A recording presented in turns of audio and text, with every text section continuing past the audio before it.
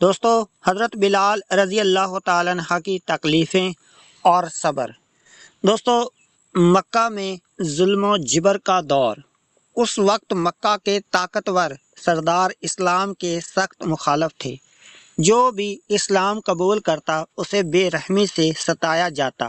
حضرت بلال وہ عظیم شخص تھے جو آپ صلی اللہ علیہ وسلم کے سچے غلام اور پہلے مؤذن تھے، لیکن اسلام قبول کرنے سے پہلے وہ حبشہ کے کالے رنگ کے ایک غلام تھے جن کے مالک بہت ظالم تھے۔ جب بلال نے چپکے سے اسلام قبول کیا تو مکہ میں آگ لگ گئی، کیونکہ ایک غلام بھی اسلام پر ثابت قدم تھا۔ بلال کے جو مالک تھا امیہ بن خلف کو جب پتہ چلا کہ بلال نے محمد صلی اللہ علیہ وسلم کے دین کو قبول کر لیا ہے تو وہ غصے سے پاگل ہو گیا۔ اس نے بلال کو سخت ترین اذیتیں تکلیف دینا شروع کر دیں تاکہ وہ اسلام چھوڑ دے، لیکن بلال کی زبان پر ایک ہی لفظ تھا، احد احد، اللہ ایک ہے، اللہ ایک ہے۔ سب سے تکلیف دہ ظلم۔ قریش بلال کو مکہ کی گرم ریت پر لٹا دیتے، دو بندے ہاتھ پکڑ کر لٹاتے، دو پاؤں پکڑ کر کھینچتے، پھر ان کے سینے پر بڑا اور بھاری پتھر رکھ دیا جاتا تاکہ وہ حرکت نہ کر سکیں۔ نیچے گرم ریت، اوپر بھاری پتھر اور مکہ کا تیز سورج، لیکن بلال خاموش نہیں ہوتے تھے۔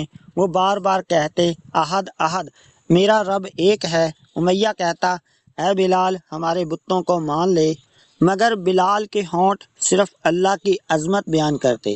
گرم رسیوں سے گھسیٹا جاتا۔ ایک دن ظالموں نے بلال کے گلے میں رسی ڈالی اور مکہ کی گلیوں میں گھسیٹنا شروع کر دیا۔ گرد و غبار، جسم زخمی، کپڑے پھٹ گئے، لوگ تماشا دیکھتے رہے، لیکن بلال پھر بھی یہی کہتے رہے، احد احد۔ یہ وہ صبر تھا جس کی مثال دنیا میں کم ملتی ہے۔ گرم ریت پر ننگا لٹایا جاتا۔ دوپہر کے وقت جب مکہ کی ریت آگ سے بھی زیادہ گرم ہوتی، امیہ بلال کو وہاں لٹاتا اور کہتا، اسلام چھوڑ دو، لیکن بلال جواب دیتے، میرا دل اللہ کے نور سے بھر چکا ہے۔ بلال کی ایمان کی طاقت۔ ایک دن ظلم اتنا بڑھ گیا کہ صحابہ برداشت نہ کر سکے۔ وہ آپ صلی اللہ علیہ وسلم کے پاس آئے اور کہا، یا رسول اللہ، بلال پر بہت ظلم ہو رہا ہے۔ آپ صلی اللہ علیہ وسلم نے فرمایا، صبر کرو، اللہ ضرور راستہ بنائے گا۔ اور واقعی وہ دن آ گیا۔ ابو بکر صدیق رضی اللہ تعالیٰ عنہ کا حضرت بلال کو خرید لینا۔ ایک دن حضرت ابو بکر نے بلال کو گرم ریت پر سسکتے دیکھا۔ وہ آگے بڑھے اور امیہ سے کہا، بلال کو مجھے بیچ دو۔ امیہ ہنس کر بولا، یہ کسی کام کا غلام نہیں، لے جاؤ۔ ابو بکر رضی اللہ تعالیٰ عنہ نے پیسے دے کر بلال کو خرید لیا اور پھر لوگوں کے سامنے اعلان کیا، بلال آج سے تم اللہ کے راستے کے لیے آزاد ہو۔ بلال کی آنکھوں میں آنسو بھر آئے۔ وہ بولے، یہ آزادی اللہ اور اس کے رسول کے لیے ہے۔ مؤذن رسول صلی اللہ علیہ وسلم بن جانا۔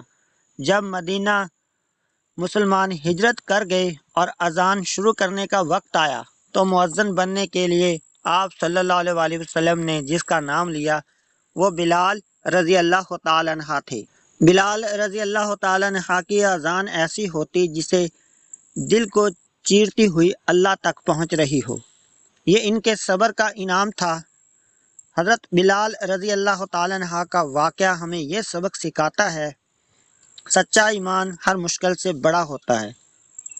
اللہ کے راستے میں صبر کرنے والوں کی مدد ضرور ہوتی ہے۔ غلام سے مؤذن رسول بننا اللہ کی قدرت ہے۔ یہ تھا آج کا ہمارا ایک پیارا سا واقعہ حضرت بلال رضی اللہ تعالیٰ عنہ کا۔ ملتے ہیں نیکسٹ ویڈیو میں، تب تک کے لیے اللہ حافظ، تھینک یو۔